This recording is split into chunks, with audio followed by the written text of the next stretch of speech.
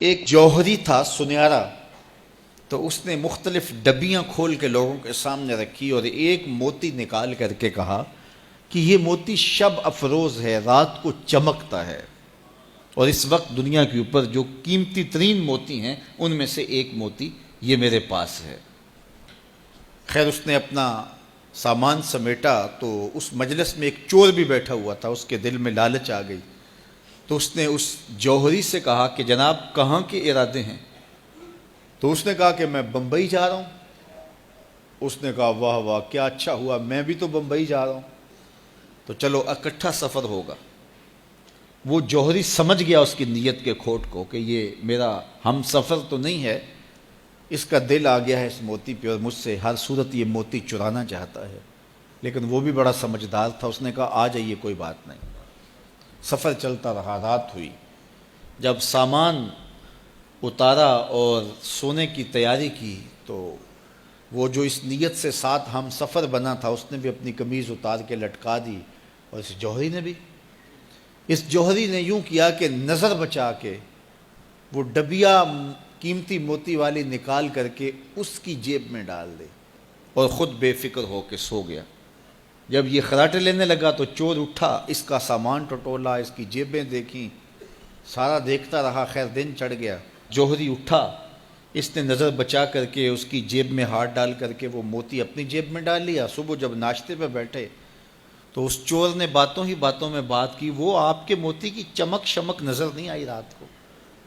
تو وہ ہنس کے کہنے لگا نہیں میرے پاس ہی تو تھا، وہ جیب سے نکال کے سامنے رکھ دیا۔ دل ہی دل میں بڑا حیرت زدہ ہوا، میں نے تو سارا ٹٹولا، یہ اگر کہیں تھا تو مجھے کیوں نہیں ملا؟ چلو آج صحیح۔ اگلا دن آیا تو پھر اس نے قمیض اتار کے رکھی اور اس نے نظر بچا کے اس کی قمیض میں وہ موتی ڈال دیا اور خود بے فکر ہو کے سو گیا۔ یہ ساری رات اس کے سامان میں، اس کے لباس میں تلاش کرتا رہا اور وہ مزے سے سویا رہا۔ صبح اٹھا اور نظر بچا کے اپنی جیب میں ڈال لیا۔ ناشتے پہ پھر بات کی کہ وہ آج بھی کوئی چمک شمک دکھائی نہیں دی۔ اس نے کہا میرے پاس ہی تھا، جیب میں ہاتھ ڈالا اور سامنے رکھ دیا۔ بڑا حیرت زدہ ہوا، دل ہی دل میں سوچا چلو کل صحیح۔ اس نے پھر ایسے کیا اور یہ ساری رات اس کا سامان ٹٹولتا رہا پوری تفصیل کے ساتھ۔ خیر جب صبح ہوئی تو اس نے پھر نظر بچا کے اپنی جیب میں وہ موتی رکھ لیا تھا، تو اس نے پوچھا وہ رات والا موتی آپ کا نظر نہیں آیا جس کو آپ کہتے تھے چمکتا ہے؟ کہا وہ ڈبیا میں رکھا ہے اس لیے چمک دکھائی نہیں دی، تھا تو میرے پاس ہی، اور جیب میں ہاتھ ڈالا اور سامنے رکھ دیا۔ یہ سر پکڑ کے بیٹھ گیا، میں روز اس کی جیب ٹٹولتا ہوں، سامان بھی دیکھتا ہوں، یہ رکھتا کہاں ہے؟ میں نے تو کوئی جگہ نہیں چھوڑی۔ اس نے کہا سچ بتاؤں میں تیرا ہم سفر نہیں تھا، میں چور تھا، میں تم کو بتا رہا ہوں۔ اب آپ میرے بھی استاد نکلے، مجھے اتنا بتاؤ کہ یہ موتی آپ رکھتے کہاں تھے؟ میں ساری رات ٹٹولتا رہا اور 3 دن ہو گئے مجھے، میں نے کوئی گوشہ نہیں چھوڑا، آپ کا سامان کھول کھول کے دیکھا ہے، آپ کا لباس الٹ پلٹ کے دیکھا، لیکن مجھے ملا ہی نہیں، یہ رکھتے کہاں تھے مجھے یہ تو بتاؤ۔ اس نے کہا لوگوں کی جیب میں ٹٹولتے رہے، اپنی جیب میں ہاتھ ہی نہیں ڈالا۔ بلے شاہ اڈ دیاں پھڑنے، جڑا گھر بیٹھا ہے انہوں پڑھیا ہی نہیں۔ وَفِي أَنفُسِكُمْ أَفَلَا تُبْصِرُونَ، کہا تم کہاں اسے ڈھونڈ رہے ہو، ذرا اندر بھی اتر کے دیکھو، اندر اترو گے تو اس کا سراغ مل جائے گا۔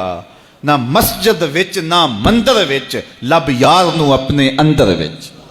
جب اپنے اندر اترو گے تو پھر سراغ زندگی نصیب ہو جائے گا، عرفان ذات ہوگا تو پھر عرفان الہی نصیب ہوگا۔ لیکن ہم دائیں بائیں ڈھونڈنے نکلے لیکن اپنے اندر اتر کے نہ دیکھا۔ تو سراغ زندگی ملتا ہی تب ہے جب اس کی چوکھٹ پہ جھکنا بندہ سیکھ جاتا۔ تو اس کی چوکھٹ پہ جھک کر کے زندگی کی سربلندی حاصل کیجئے اور مقصد زندگی حاصل کیجئے۔